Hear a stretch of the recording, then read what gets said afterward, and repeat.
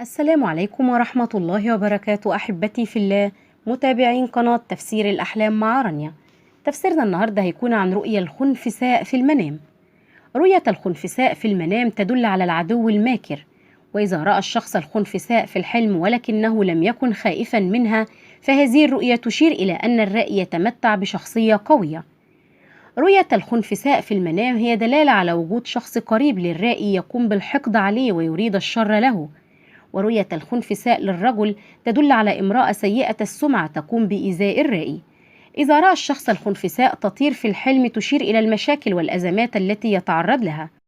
رؤية طرد الخنفساء السوداء من المنزل في المنام هي دلالة على الخلاص من المشاكل والصعوبات التي تواجه الرائي. رؤية خنفساء سوداء كبيرة الحجم في الحلم تشير إلى حدوث مشاكل وافتراق بين الرائي وشخص قريبا له. أكل الخنفساء السوداء يشير إلى تغير مبادئ الرائي. تفسير رؤيا الخنفساء للرجل. تشير رؤيا الخنفساء في المنام للرجل على أحلام تدل على الخير والرزق الوفير القادم له، وهذا حسب سياق الرؤيا. ورؤية خنفساء تطير في الحلم للرجل المتزوج يكون دليل على حدوث المشاكل والخلافات بين الرجل وزوجته. رؤية الخنفساء داخل المنزل في المنام للرجل يكون دليل على حدوث المشاكل بين أفراد المنزل. رؤيا الخنفساء السوداء كبيرة الحجم في المنام للرجل يكون دليل على توليه منصب مرموق في مجال عمله. تفسير رؤيا الخنفساء للعزباء. رؤية الخنفساء في المنام للعزباء يشير إلى الحسد والحقد الذي يصيب الفتاة من صديقة مقربة لها. تشير رؤيا الخنفساء السوداء في الحلم للفتاة العزباء إلى وجود عدو يريد الشر بها. رؤيا الخنفساء الحمراء في المنام للفتاة العزباء تشير إلى سماع الفتاة أخبار سعيدة عن حياتها. أما إذا رأت العزباء خنفساء على جسدها يكون دليل على وجود فتاة تريد التقرب للفتاة ولكن لا تكن لها الخير ويجب أخذ الحذر منها. اللعب مع خنفساء في المنام للعزباء يكون دليل على تقرب الفتاة من رجل طيب الأخلاق يريد زواجها. تفسير رؤيا الخنفساء للمتزوجة. رؤيا الخنفساء في المنام للمتزوجة يكون دليل على كثرة أعدائها. رؤية الخنفساء الحمراء في المنام للمرأة المتزوجة يكون دليل على سماعها للأخبار السعيدة عن حياتها. أما إذا رأت المتزوجة أنها تقتل خنفساء في الحلم يكون دليل على انتصار المرأة على أعدائها. رؤية خنفساء تطير في المنام للمرأة المتزوجة يكون دليل على حدوث الخلافات والمشاكل الزوجية. حلم الخنفساء في المنام على الثياب. رؤية الخنفساء على الثياب يرمز إلى العدو المتلصص الذي يحاول كشف أسرار الرائي أو فتحه بين الناس. ورؤية الخنفساء السوداء على ثيابه في الحلم فهي تدل على عدو من أهل البيت أو ممن يدخلون على الرائي ضيوفا أو أقارب. ونفض الخنفساء عن الثياب في المنام نجاة من ضرر العدو أو براءة من تهمة.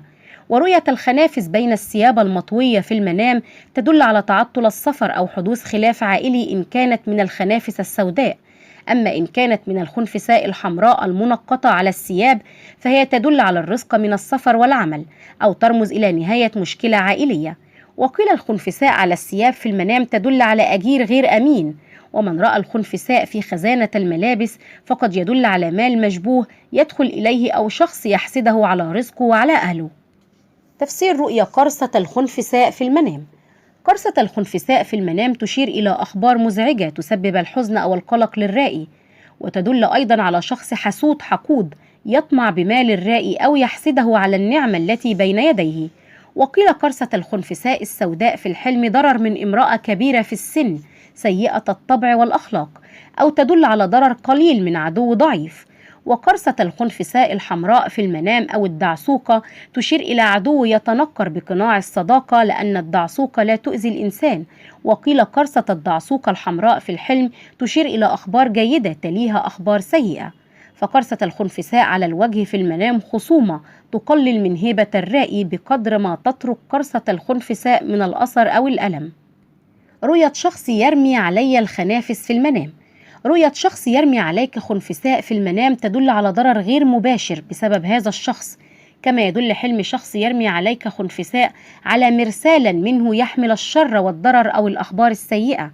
وقيل رمي الخنافس في الحلم يدل على الكلام القبيح ورمي الاتهامات الباطلة. وإلى هنا تنتهي حلقاتنا ونلقاكم في تفسير جديد. فلا تنسوا دعمنا دائما بالإعجاب بالفيديو والاشتراك في القناة وتفعيل الجرس ليصلكم دائما كل ما هو جديد لنا. إلى اللقاء والسلام عليكم ورحمة الله وبركاته.